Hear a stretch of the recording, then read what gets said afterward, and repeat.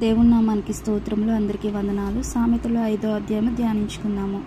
కాబట్టి నేను ఎందుకు చదువుతున్నానంటే, ఈ రోజుల్లో ఈ అంత్య దినాల్లో అక్రమ సంబంధాలు చాలా ఎక్కువైపోయినాయి. మనం వార్తల్లో సమస్తము అన్నీ వింటూనే ఉన్నాం, న్యూస్ పేపర్లని. ఎందుకంటే ఈ పిల్లలని, భర్తనని అసలు ఈ అక్రమ సంబంధానికి ఎవరు అడ్డొస్తే వాళ్ళని చంపేసేస్తున్నారు. చిన్న పిల్లలు, కడుపును పుట్టిన పిల్లలని కూడా లేకుండా పిల్లల్ని కూడా చంపేస్తే అంత ఇదిగా ఉన్నాయి ఈ రోజులు. కాబట్టి అలాంటి వారి గురించి దేవుడు ఏం మాట్లాడుతున్నాడో చదువు. నా కుమారుడా, నా జ్ఞానోపదేశము ఆలకింపుము, వివేకము గల నా బోధకు చెవియొగ్గుము అని, నా కుమారుడా అని దేవుడు ఎంతగానో ప్రేమతో మాట్లాడుతున్నాడు. అప్పుడు నీవు బుద్ధి కలిగి నడుచుకుందువు.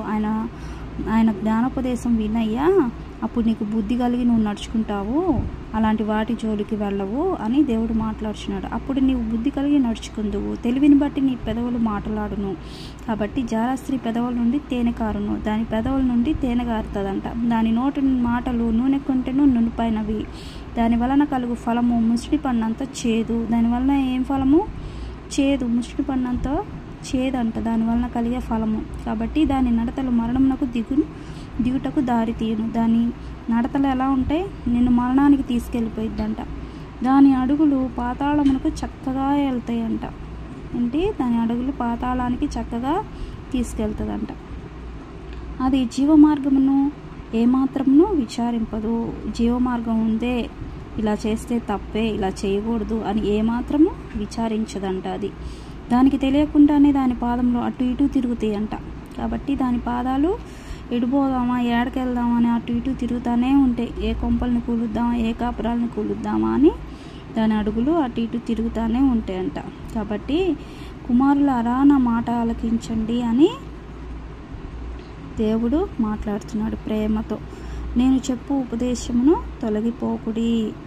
కాబట్టి ఆయన చెప్పే ఉపదేశం నుండి తొలగిపోవద్దని దేవుడు మాట్లాడుచున్నాడు. జారా స్త్రీ అందు ఛాయకపోక నీ మార్గము దానికి దూరంగా చేసుకోండి అంటున్నాడు. దాని ఇంట వాటికి దగ్గరకు వెళ్ళకండి అంటున్నాడు. వెళ్ళిన ఎడల పరులు నీ యవ్వన బలమును, క్రూరులు నీ జీవిత కాలము ఇచ్చివేతువు. పరులకి నీ యవ్వన బలాన్ని ఇస్తావంట, క్రూరులకు నీ జీవితకాలం కూడా ఇచ్చేస్తావంట. నీ ఆస్తి వలన పరులు తృప్తి పొందుతారంట. కాబట్టి నీ ఆస్తి నువ్వు కట్టుకున్న భార్యకి దక్కదు, నీ పిల్లలకి దక్కదు. పరులు తృప్తి పొందుతారు. నీ కష్టార్జితము అన్యుల ఇల్లు చేరును. కాబట్టి నీ కష్టార్జితం కూడా అన్యుల ఇంటికి చేరిద్దంట.